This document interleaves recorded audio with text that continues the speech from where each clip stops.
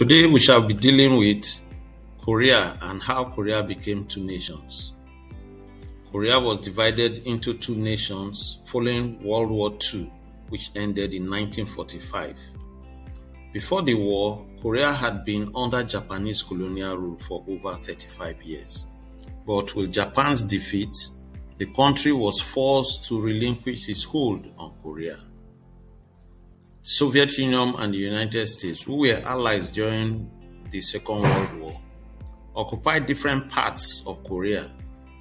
The Soviet Union occupied the northern part of Korea, while the United States occupied the southern parts. The two occupying powers had different ideologies and ideas about how Korea should be governed, leading to the establishment of two separate governments. In the north, a communist government was established under Kim Il-sung. In the south, a democratic government was established under Syngman Rhee. Efforts to reunify the country under one government were unsuccessful, and tensions between the two governments eventually led to the Korean War in 1950. The war ended in 1953 with an armistice, but no peace treaty was ever signed, leaving the two Koreas technically still at war. The Korean War. The Korean War was a conflict that lasted from 1950 to 1953 and took place between North Korea, officially known as the People's Republic of Korea, and South Korea, officially known as the Republic of Korea. The war was caused by political and military tensions between the two nations, which were created by the Cold War and the political divide between the Communist North and the Democratic South. The conflict began on 25th June 1950, when North Korea forces invaded South Korea.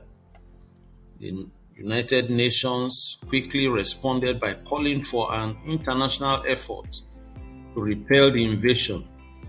This effort was led by the United States, which supplied the majority of troops and resources. The war quickly escalated, and by the end of 1950, the North Koreans had captured the majority of South Korea. However, the tide of the war soon turned when the United Nations forces led by the United States launched a successful counterattack. By September 1951, they had pushed the North Koreans back across the 38th parallel and nearly captured the North Korean capital of Pyongyang. Despite this, the war continued to be fought for several more years, with both sides making gains and losing ground. In July 1953, an armistice was signed between North and South Korea, which effectively ended the fighting. However, the two countries never signed a peace treaty, meaning that technically the two nations were still at war to this day. The armistice established the Korean Demilitarized Zone, which serves as a buffer between North and South Korea.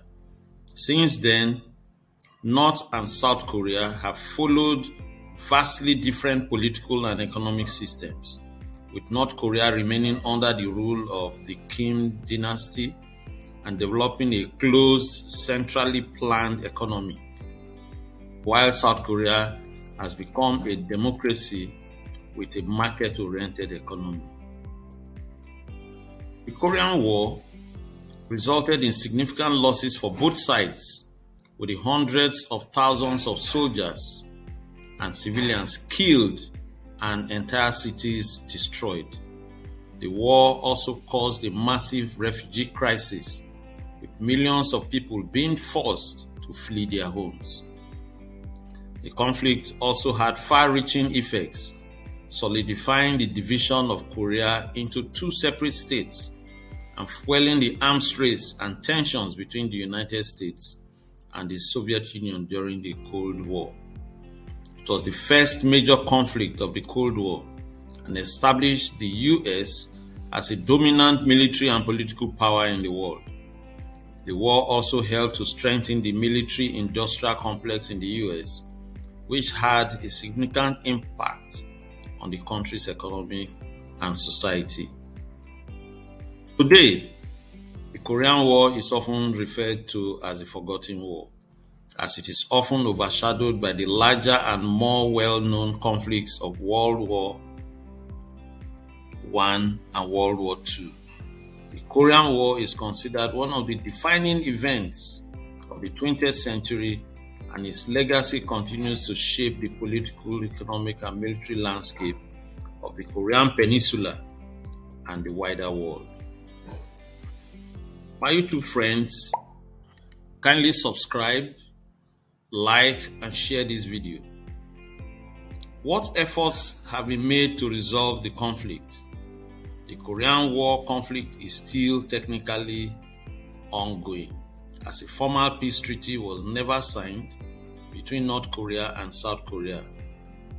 Efforts to resolve the conflict have been ongoing for decades, with both sides engaging in diplomatic talks and negotiations at various points in time. In recent years, there have been some notable efforts to ease tensions and promote peace on the Korean Peninsula. In 2018, North Korean leader Kim Jong-un and South Korean President Moon Jae-in held a historic summit in the demilitarized zone between the two countries, in which they pledged to work towards denuclearization and eventual reunification of the Korean Peninsula.